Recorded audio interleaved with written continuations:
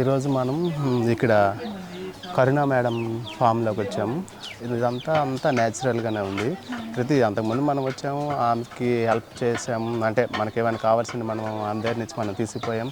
తర్వాత ఆ బీరకాయలు కూడా మనం తీసిపోయాం. మనం కూడా వెళ్ళి ఆమెకి ఫార్మింగ్లో హెల్ప్ చేసాం. అంటే జస్ట్ ఆ ఉల్లి నాటు కానీ అదేది మిరపనార ఒకటి, తర్వాత కలుపు తీయటం, ఆ బీర మొక్కలకి అవి కట్టడం అవన్నీ కూడా మనం అంతకుముందు వచ్చి మనం చేసాం. అయితే ఈరోజు ఏంటంటే ఈరోజు ఈ కార్తీక మాసంలో వనభోజనాలు ఏర్పాటు చేశారు. న్యాచురల్ అంటే అసలు శాస్త్రీయ పద్ధతిలో ఉసిరి చెట్టు కింద దీపారాధన. ఈ దీపారాధనలో ఉపయోగించే ఈ పత్తి కూడా దేశీయ పత్తి, అది ప్రకృత వ్యవసాయంలో చేసింది. నెక్స్ట్ ఈ పసుపు కుంకుమ కూడా న్యాచురల్గా ప్రకృతి వ్యవసాయంలో చేసింది, ఏమి కెమికల్ లేనిది.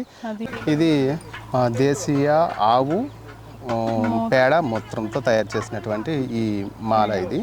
దీన్ని కొన్ని గో ఆధారిత ప్రోడక్ట్స్ వాళ్ళు అంతకుముందు మేడం చెప్పారు, ఇది అంగవైకల్యాలు వాళ్ళు తయారు చేసిందని. నెక్స్ట్ ఇదేంటంటే ఇది మనం వేసుకున్న మనం తులసి మొక్కకు మనం ఉసిరికి మొక్కకు మనం వేసాం కాబట్టి ఆ ఉసిరి చెట్టుది అది కెమికల్ కాదు, అది కూడా మట్టిలో కలిసిపోతుంది. దానివల్ల మనకి ఏ ప్రాబ్లం ఏమి ఉండదు. నెక్స్ట్ ఇప్పుడు ఏంటంటే ఇక్కడ ఎంత అంటే అన్నీ సమీకృతంగా ఉన్నాయి, అంటే అన్నీ కలగలిసి ఉన్నట్లుగా ఒక శివుడిని ఆరాధించినట్లు ఈరోజు మనం ఒక నందికి పక్కనే నంది ఉన్నాయి, అదే బుల్స్ ఆవులు ఉన్నాయి, గోమాతని ఆరాధించినట్టుంది, పూజించినట్లుంది. నెక్స్ట్ ఉసిరికి చెట్టు కింద దీపారాధన అనేది ప్రకృతి సహజంగా వనభోజనాలు కూడా ఇక్కడనే ఈ చెట్ల కిందనే. అది కూడా ఇది అరిటాకులు కోసుకొచ్చాం కదా, వాటి కోసం అవి అరిటాకుల్లోని కింద కూర్చొని చెట్ల కింద అరిటాకుల్లో భోజనం. ఇప్పుడు చూడండి ఈ వంట కార్యక్రమాలు కూడా అందరూ కూడా మళ్ళా సహజంగా వచ్చినటువంటి వాళ్ళు. ఇదంతా ఎట్లా ఉందంటే మనం ఒక పండగ వాతావరణంలా మనకు అనిపించిన, ఇది వాస్తవంగా ఏంటంటే మా పరమశివుడిని తలుచుకొని ఒక యజ్ఞంలా చేసినట్లుంది. మనకేంటంటే మనకు జనరల్గా వీకెండ్స్ అనేసరికి ఎక్కడైనా ఏదైనా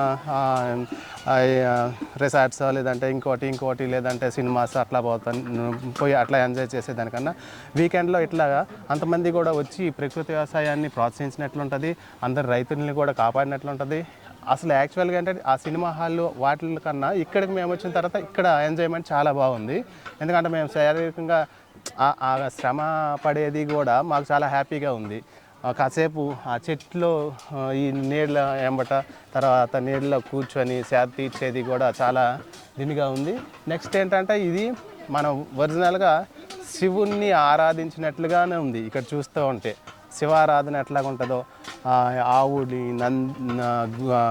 నెక్స్ట్ ఆ నందిని వాటిని కూడా చూసి వాటికి కూడా మనం ఏదన్నా సహాయం చేసేటట్టుగా వాటి సేవ చేసుకునే భాగ్యం మనకి కలిగింది.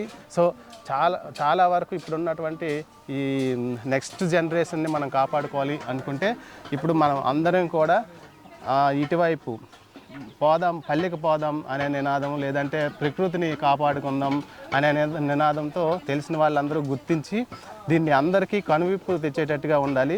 జనరల్గా ఒరిజినల్గా అయితే 80% ఎవరికి ఏం తెలియదు. మనం చాలా ఎత్తులో ఎదుగుతాను, ఏదేదో ముందుకు పోతాను, ఎన్నో సంపాదిస్తాను, ఎంతో కోట్లాసి సంపాదిస్తాను అనుకుంటాము. జనరల్గా మనం వేసుకునే ప్రతి చెప్పు నుంచి పైకి వేసుకున్న టోపీ వరకు మన వస్త్రాధారణ అంతా కూడాను ఫలానా బ్రాండ్ అని అంటున్నాము.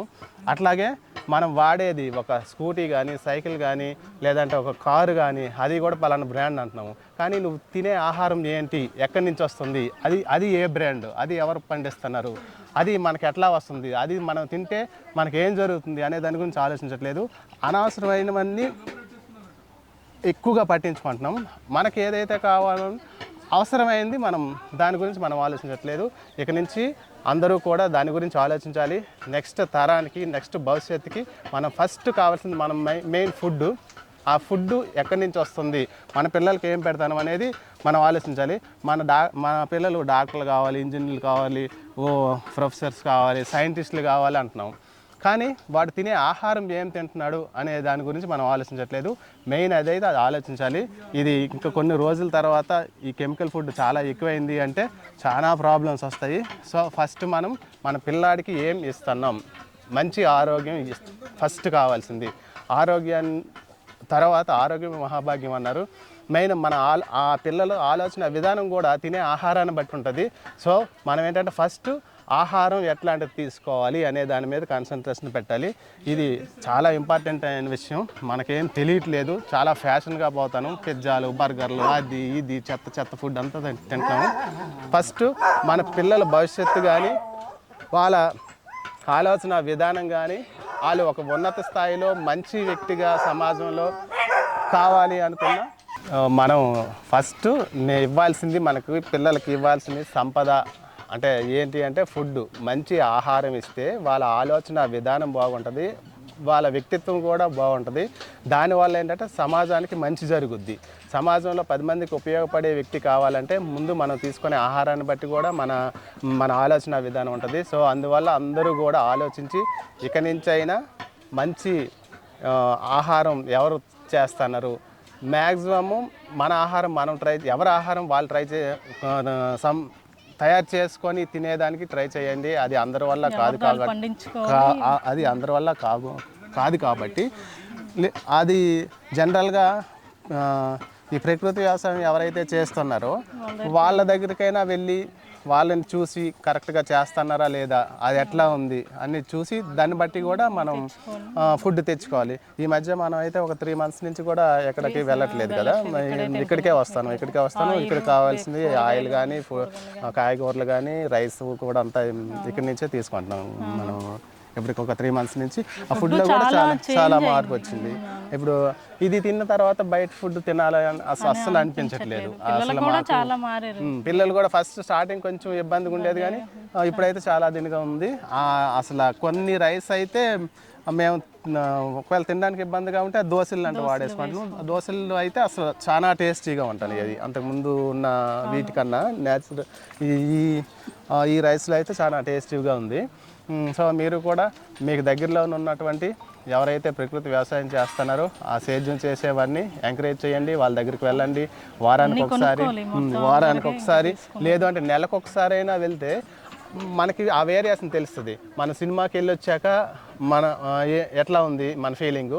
ఈ ప్రకృతి వ్యవసాయం చేసే వాళ్ళ దగ్గరికి వెళ్ళి వచ్చిన తర్వాత ఆ నైటు ఆ మరుసటి రోజు మొత్తం ఫ్యామిలీ అందరం అక్కడ స్పెండ్ చేసి వస్తే ఎట్లా ఉంటుంది అనేది ఆ వేరియేషన్ మీకు తెలుస్తుంది. మీరు అందరూ కూడా కంపల్సరీ కూడా వెళ్ళాలనిపిస్తుంది. మాకు ఫస్ట్లో స్టార్టింగ్లో ఏదో అలా అనిపించింది, కానీ 2-3 సార్లు వెళ్ళిన తర్వాత మాకు కంపల్సరీ వీక్లీ వస్తాం. అప్పుడప్పుడు మధ్యలో మాకు కూరగాయలు గట్రా ఏమైనా కావాల్సితే మేమే కట్ చేసుకొని వాళ్ళు లేకుండా కానీ మేమే వెయిట్ చేసేసి ఇగోండి మేడం ఎంత వచ్చింది వెయిట్ అని వాట్సాప్లో పెట్టేసి తీసుకుపోతుంటాం. వాళ్ళు కూడా మాకు బాగా సహకరిస్తారు. ఈమె మనకి కరుణ మేడం మనకి సిటీకి దగ్గరలో ఈ ఫామ్ ఉండడం కూడా ఇది ఒక రకంగా మనం అదృష్టం అనుకోవాలి. ఎందుకంటే అంతమందికి కూడా సిటీ ఇప్పుడు మనకి ఎంత నార్సింగ్ నుంచి ఇక్కడికి ఒక ఎంత 15 వస్తుందా, 15 kilometers 15 kilometersలో కాబట్టి మనకు అందుబాటులోనే ఉంది. కాబట్టి మ్యాక్సిమం మీరు కూడా ఒకసారి ట్రై చేయండి. ఈమె ఇక్కడ దొరికే ప్రొడక్ట్స్ కాకుండా కొన్ని ఉత్పత్తులు అడవి ఉత్పత్తులు కూడా అంటే ఫారెస్ట్లో పెరిగిన సంపదని అక్కడ పెరిగినవి కూడా న్యాచురల్గా పెరిగినవి వాటిని కూడా అందుబాటులో తీసుకొస్తున్నారు. కొన్ని ఉన్నాయి. సో అవి కూడా మీరు ఒకసారి చూడండి.